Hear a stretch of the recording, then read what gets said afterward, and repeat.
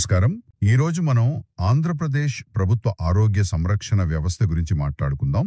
ముఖ్యంగా ఇటీవల వస్తున్న మార్పులు, వాటిపై జరుగుతున్న చర్చలు. ముందుగా గత వైఎస్ఆర్సీపీ ప్రభుత్వం ప్రజారోగ్యాన్ని బలోపేతం చేయడంపై బాగా దృష్టి పెట్టారు. ఫ్యామిలీ డాక్టర్, ఆరోగ్య సురక్ష, విలేజ్ క్లినిక్లు ఇలాంటివి. ప్రజారోగ్య వ్యవస్థను కింది స్థాయి నుంచి బలోపేతం చెయ్యాలని చూశారు. ముఖ్యంగా ఈ 10,032 విలేజ్ హెల్త్ క్లినిక్లు పెట్టడం, అలాగే దాదాపు 54,000 ఉద్యోగాలు భర్తీ చేశారు. దానికి తోడు ఇంటింటికి పరీక్షలు, మందులివ్వడం, ఫ్యామిలీ డాక్టర్ కాన్సెప్ట్ కూడా. అంటే నెలకి 2 సార్లు డాక్టర్లు గ్రామాలకు వెళ్లడం, ఇవన్నీ జరిగాయి. ఇక్కడే ఆసక్తికరమైన విషయం ఏంటంటే, కొత్తగా పెద్దగా ఖర్చు పెట్టకుండానే రాష్ట్రంలో ఉన్న ప్రభుత్వ మెడికల్ కాలేజీలు, జిల్లా ఆస్పత్రుల్లో 27 టెలిమెడిసిన్ హబ్లు ఏర్పాటు చేశారు. రాష్ట్రంలోని 1,400 పైగా పిహెచ్సిలు, 562 యూపీహెచ్సిలు, కొత్తగా పెట్టిన 10,032 విలేజ్ క్లినిక్స్తో వీటన్నిటితో అనుసంధానించారు. ఒక విలేజ్ క్లినిక్కి పేషెంట్ వస్తే అక్కడున్న ఎంఎల్హెచ్పికి స్పెషలిస్ట్ అవసరం అనిపిస్తే వెంటనే హబ్లోని డాక్టర్ని కాంటాక్ట్ చేయొచ్చు.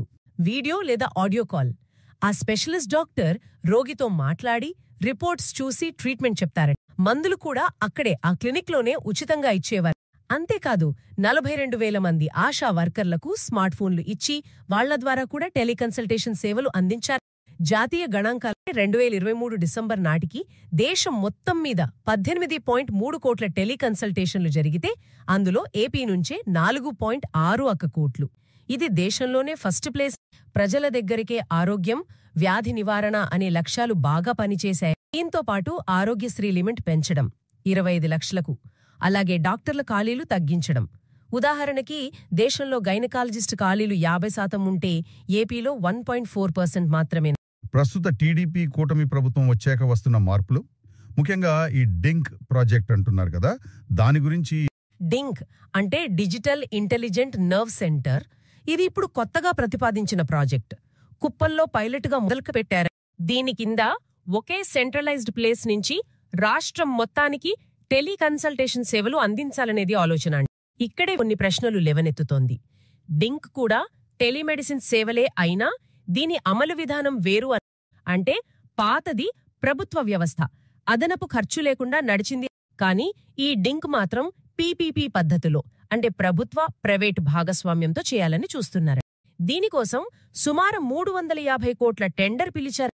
అప్పటికే బాగా పనిచేస్తున్న, ఖర్చులేని ప్రభుత్వ వ్యవస్థ ఉండగా ఇప్పుడు అదేలాంటి సేవల కోసం ఇంత ప్రజాధనం వెచ్చించి ప్రైవేట్ కంపెనీలకివ్వడం ఎందుకు? ఖర్చు, ప్రైవేట్ భాగస్వామ్యంతో పాటు అసలు గ్రౌండ్ లెవెల్ హెల్త్ కేర్ కై దీని ప్రభావం గురించే ఎక్కువ ఆందోళన. రేషనలైజేషన్ పేరు చెప్పి, అంటే ఖర్చులు తగ్గించుకోవడం, హేతుబద్ధీకరించడం అనే పేరుతో గత ప్రభుత్వం పెట్టిన విలేజ్ క్లినికులలో దాదాపు 2,500 నుంచి 3,000 మూసివేయాలని చూస్తున్నారు. 1000 క్లినికులు మూసేస్తే మరి గ్రామీణ వైద్యం పరిస్థితి ఏంటి? ఇది ఆలోచించాల్సిన విషయమే. ప్రస్తుత ప్రభుత్వంలో ఆరోగ్యశ్రీకి సంబంధించి కొన్ని ఇబ్బందులు వచ్చాయి. నెట్వర్క్ హాస్పిటల్స్ కి దాదాపు 4,000 కోట్ల బకాయిలున్నాయట.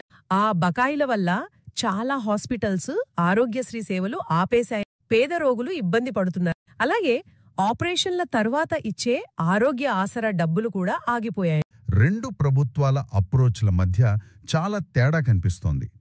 ఒకవైపు ప్రభుత్వ కంట్రోల్లో విలేజ్ క్లినిక్లు, ఫ్యామిలీ డాక్టర్తో కింది స్థాయి వ్యవస్థను బలోపేతం చేయడం.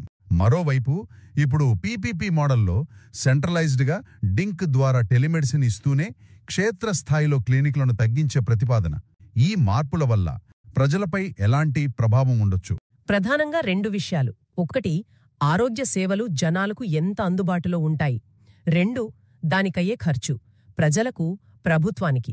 తక్కువ ఖర్చుతో పనిచేసిన ప్రభుత్వ టెలిమెడిసిన్ స్థానంలో ఖరీదైన ప్రైవేట్ భాగస్వామ్య డింక్ వస్తోంది. అసలు బాగా పనిచేస్తున్న ప్రభుత్వ వ్యవస్థను పక్కన పెట్టి ఎక్కువ ఖర్చుతో ప్రైవేట్ భాగస్వామ్యంతో కొత్తది పెట్టడం వెనుక లాజిక్ ఏంటి? నిజానికి ఈ డింక్ బదులు అప్పటికే ఉన్న ఆ ప్రభుత్వ హబ్లనే ఇంకా డెవలప్ చేసి బలోపేతం చేస్తే సరిపోయేది కదా అని కొంతమంది వైద్య నిపుణులు కూడా అంటున్నారు. మనం 2 ప్రధాన నమూనాలని చూశాం. 1, గత ప్రభుత్వంలో అమలైనట్లు చెప్పిన ప్రభుత్వ ఆధ్వర్యంలోని ఇంటిగ్రేటెడ్ సిస్టమ్.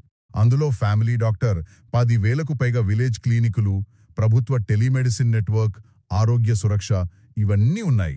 రెండవది, ప్రస్తుత ప్రభుత్వం ప్రతిపాదిస్తున్న పీపీపీ పద్ధతిలోని డింక్ మోడల్. ఇది సెంట్రలైజ్డ్ టెలికన్సల్టేషన్పై ఫోకస్ చేస్తూ అదే సమయంలో వేల క్లినికుల మూసివేతతో ముడిపడి ఉందని. భవిష్యత్తులో హెల్త్ కేర్ సిస్టమ్ ఎలా ఉండాలి? ఒకవైపు డింక్ లాంటి సెంట్రలైజ్డ్ డిజిటల్ ప్రోగ్రామ్స్, మరోవైపు విలేజ్ క్లినిక్లు, పిహెచ్సిల్ లాంటి లోకల్ ఫిజికల్ హెల్త్ సెంటర్స్. ఈ రెండిటి మధ్య సరైన బ్యాలెన్స్ ఎలా సాధించాలి? ఏ విధానం ప్రజల ఆరోగ్య అవసరాలను బాగా తీరుస్తుంది అని ఎలా చెప్పగలం?